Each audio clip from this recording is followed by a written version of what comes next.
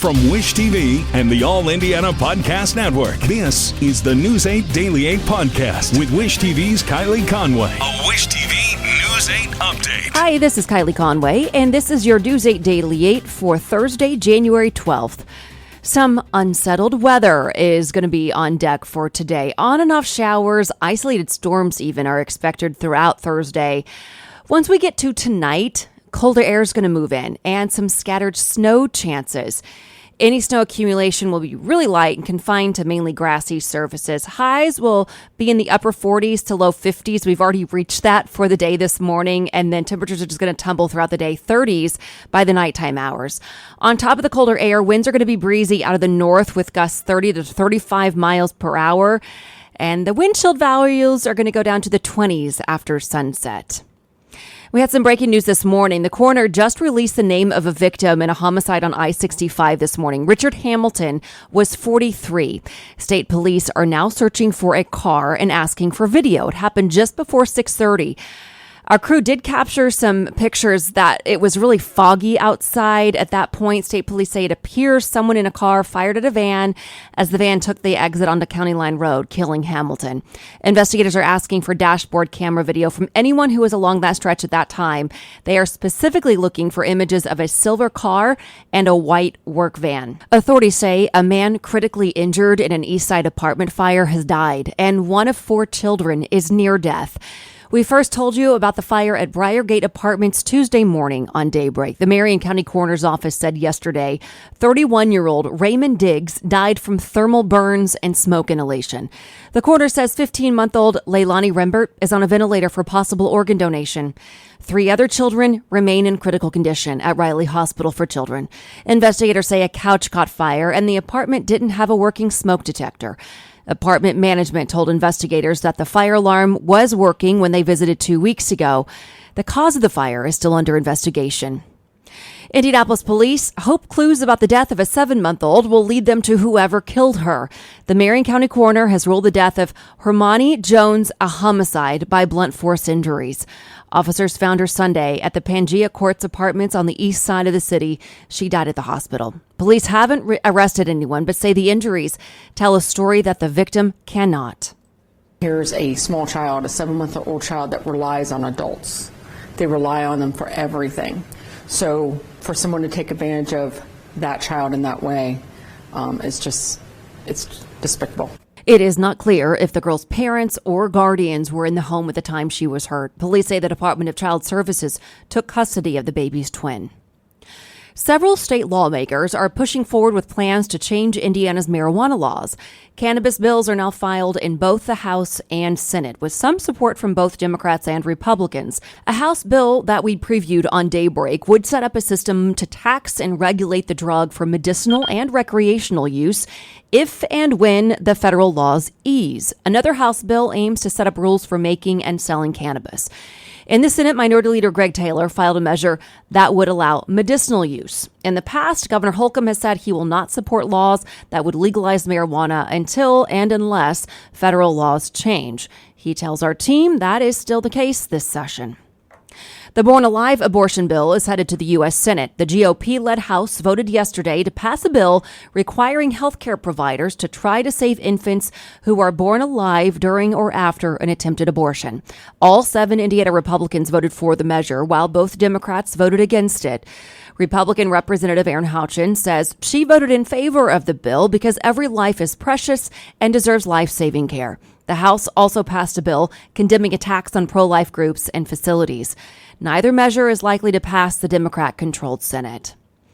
House Republicans are also launching a long-promised investigation into President Biden's family. The GOP-led Oversight Committee opened the investigation yesterday. The panel is requesting information from the Treasury Department about the family members' financial transactions. It's also seeking testimony from several former Twitter executives who were involved in the company's handling of a 2020 story about the president's son, Hunter Biden. A White House spokesperson called the investigation a political stunt. And sources say President Biden's legal team has discovered more classified documents.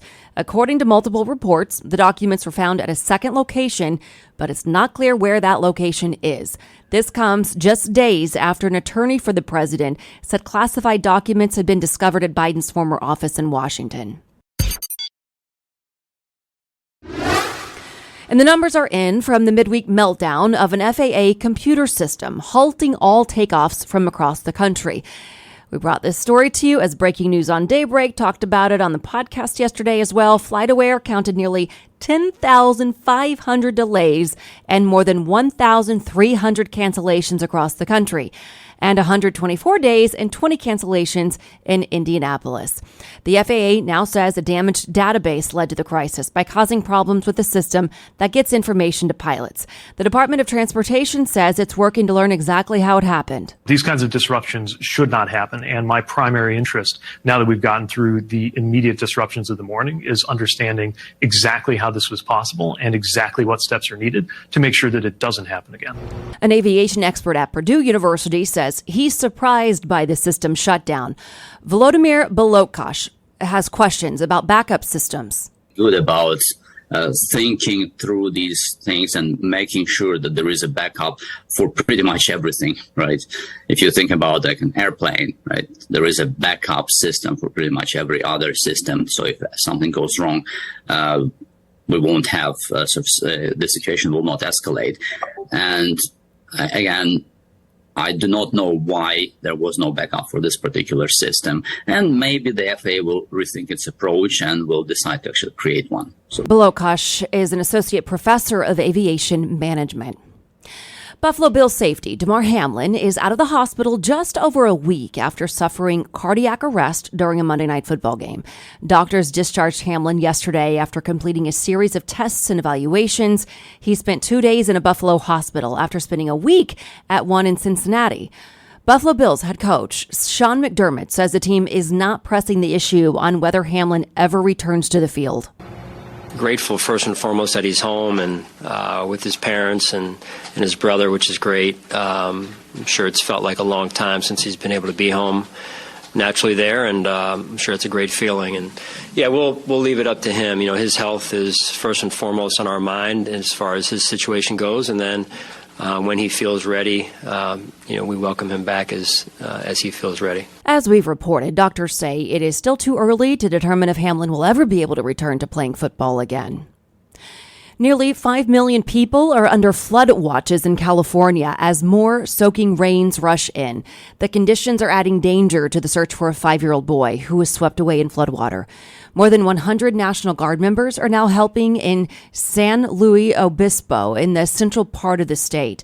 Authorities say Kyle Doan and his mom were crossing a flooded road when water swept their SUV against a tree. The boy's big brother describes a heartbreaking exchange. He made sure my mom was okay during this mess.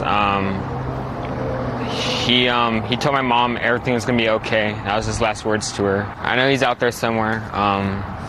If we've been calling, we've been searching, he's out there.